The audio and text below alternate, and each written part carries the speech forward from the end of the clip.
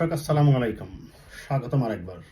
দর্শক, এই মুহূর্তে বাংলাদেশের রাজনীতির সবচেয়ে দ্রুততার সহিত যেটা করা প্রয়োজন সেটা হচ্ছে একটি অন্তর্বর্তীকালীন সরকার গঠন করা। সেটা অন্তর্বর্তীকালীন সরকার বলি আর তত্ত্বাবধায়ক সরকার বলি আর মানে সংক্ষিপ্ত সময়ের সরকার, যেভাবে আমরা নাম দিই না কেন, এটা এখন খুব বেশি প্রয়োজন। যত দ্রুত সম্ভব আমাদের এই শূন্য স্থানটা পূরণ করতে হবে। বিশেষ করে একদিকে যেমন সাংবিধানিক শূন্যতা, অন্যদিকে সিদ্ধান্ত নেওয়ার ক্ষেত্রে, প্রশাসন রান করার ক্ষেত্রে এই মুহূর্তে এটি খুবই প্রয়োজন। আমরা গতকালকে শুনেছিলাম যে বাংলাদেশ ব্যাংকের একজন সাবেক গভর্নরকে প্রদান করা হবে। আজকে আমরা দেখলাম যে গতকাল রাত্রেই মূলত সেটা দিয়েছে বৈষম্য বিরোধী ছাত্রজোট ডক্টর মোহাম্মদ ইউনূসের নাম। যদি সেটা গ্রহণ করা হয় তাহলে তারা যে প্রস্তাব করেছে এবং professor doctor Mohammad Yunus Ahmad sir সেটা তিনি অ্যাকসেপ্ট করেছেন। কাজেই বৈষম্য বিরোধী ছাত্রজোটের এই কথা অনুযায়ী যদি এই দাবি মানা হয় তাহলে প্রফেসর মোহাম্মদ ইউনূসকে আপনার তত্ত্বাবধায়ক সরকার প্রদান করা হতে পারে। এটা নিয়ে প্রফেসর মোহাম্মদ ইউনূসকে প্রধান করে একটি অন্তর্বর্তীকালীন সরকার, এটা অনেক আগের থেকে আলোচনা হয়ে আসছিল। এখানে একটু বলি দর্শক, তিনি 111-এর সময় যখন নোবেল বিজয়ী হন তখন তিনি একটি রাজনৈতিক দল করেছিলেন। পরবর্তীতে অবশ্য তিনি নিজে একটি প্রেস নোটের মাধ্যমে সেটার থেকে সরে আসেন এবং তাকে তখন প্রস্তাব করা হয়েছিল তত্ত্বাবধায়ক সরকারের প্রদান করতে, 111-এর সরকার, কিন্তু সেটাতে তিনি রাজি হননি। এইবার সবচেয়ে আমি বলবো যে এটা একটা পজিটিভ সাইড এবং সুখের দিকে হচ্ছে যে তিনি বৈষম্য বিরোধী ছাত্রজোটের যে দাবি অনুযায়ী তাকে প্রদান হওয়ার জন্য বলা হয়েছে, তিনি সেটাতে সম্মত হয়েছেন। এখন প্রশ্ন হচ্ছে তার পিছে কি মানুষ দাঁড়াবে? দেশের রাজনীতিবিদ সহ প্রশাসনিক দিক নির্দেশনা যারা দেন তারা কি রাজি থাকবেন কিনা, কিংবা এই সরকার খুব সঙ্গত কারণেই মিলিটারি যে পিছনে থাকবে এটা বলার অপেক্ষা রাখে না। 111-এর মতোই এটাকে মিলিটারি সরকার নিয়ন্ত্রণ করবে না হয়তো, কিন্তু অবশ্যই সাথে থাকার প্রয়োজন আছে এই সংকটময় মুহূর্তে মিলিটারিদের, বাংলাদেশ সেনাবাহিনীর। এখন তার এই প্রস্তাবে রাজি হওয়াটা নিঃসন্দেহে আমি বলবো এটি একটি ভালো সংবাদ।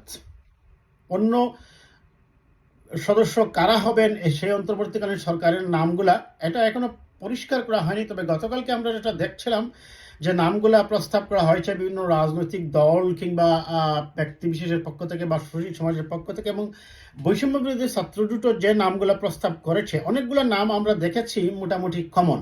এটা হতেই পারে যাদের গ্রহণযোগ্যতা আছে দল নিরপেক্ষ হিসাবে বা নিরপেক্ষ কার্যক্রম হিসাবে, তাদের নামগুলা কমন হিসাবে আসতেই পারে। যাই হোক, এই প্রফেসর মোহাম্মদ ইউনূসের রাজি হওয়াটা নিয়ে আমি একটু বলতে চাই। দর্শক, গত 15-16 বছর থেকে সরকার ক্ষমতায় থাকার ফলে যে প্রশাসনিক দলীয়করণ হয়েছে প্রত্যেকটা সেক্টরে, সচিবালয়, আপনার ডিসি অফিস বলেন, পুলিশ, বিজিবি, র্যাব, সব জায়গায় কিন্তু দলীয়করণ হয়েছে।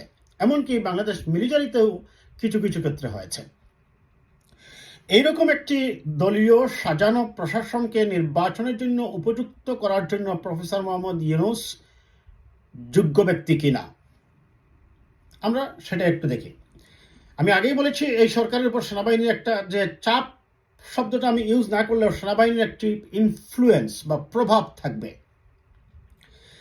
এবং প্রশাসনিক যে দলীয়করণ এমনভাবে হয়েছে আমরা এখনো জানি না যে নির্বাচন হবে হয়তো অন্তর্বর্তীকালীন সরকারের অধীনে, সেখানে আওয়ামী লীগ অংশগ্রহণ করবে কি করবে না আমরা সেটা এখনো জানি না, বা আওয়ামী লীগের পলিটিক্যাল স্ট্র্যাটেজি এই মুহূর্তে কি হবে।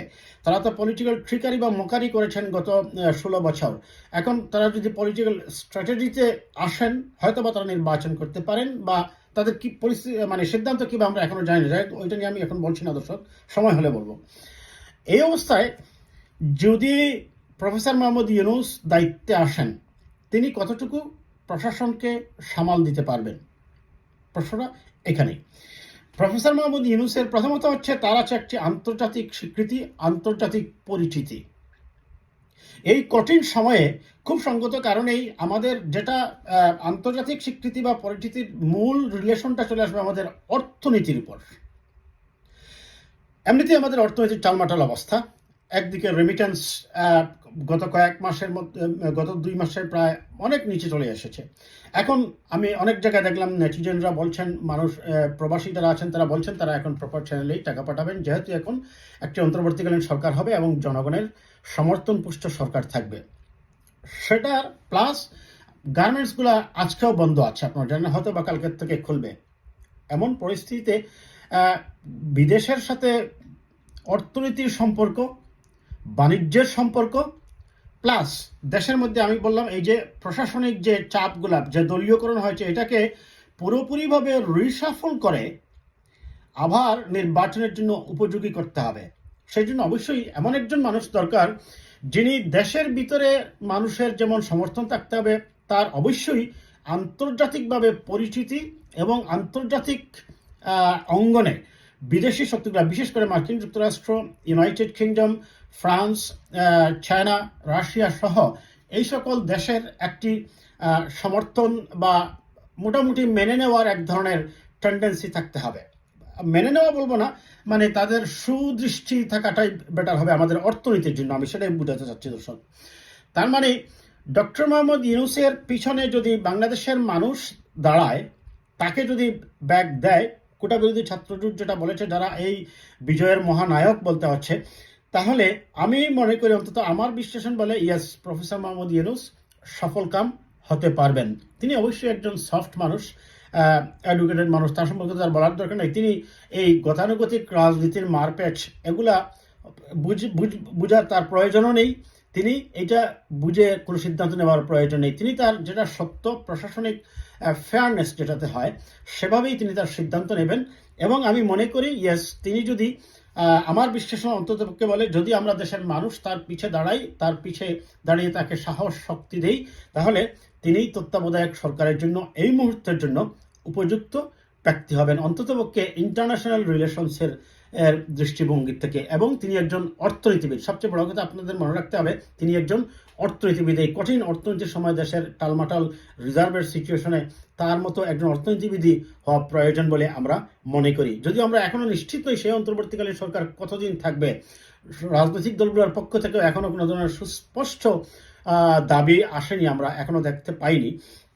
আর আওয়ামী লীগ হয়তো বা ডক্টর মোহাম্মদ ইউনূস সম্পর্কে একটু আপত্তি দিতেই পারে। তার কারণটা হচ্ছে, সদ্য বিদায়ী প্রধানমন্ত্রী ছিলেন যিনি, শেখ হাসিনা ওয়াজেদ, তিনি ডক্টর মোহাম্মদ ইউনূসের ব্যাপারে তার উষ্মা আছে, তারা হয়তো তার ব্যাপারে অনীহা ছিলেন। কিন্তু বড় কথা হচ্ছে, এই মুহূর্তে কঠিন পরিস্থিতি থেকে সব পক্ষের সাথে সামঞ্জস্য রেখে আন্তর্জাতিক চাপ সামাল দিয়ে একটি নিরপেক্ষ নির্বাচন করে দেশকে আবার তার স্বাভাবিক অবস্থায় ফিরিয়ে নিয়ে আসা এবং গণতন্ত্রকে রিস্টোর করে সমাজে একটি জবাবদিহিমূলক অ্যাকাউন্টেবল সংসদ দেওয়ার জন্য ডক্টর মোহাম্মদ ইউনূসই যোগ্য ব্যক্তি হবেন বলেই আমরা মনে করি।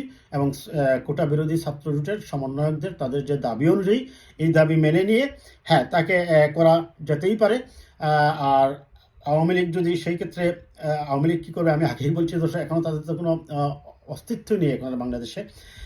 সেই হিসাবে আমরা এইটুকু বলবো যে ডক্টর মোহাম্মদ ইউনূসই এই মুহূর্তে যোগ্য ব্যক্তি। ভালো থাকবেন দর্শক, কথা হবে আবার কোনো বিষয়ে।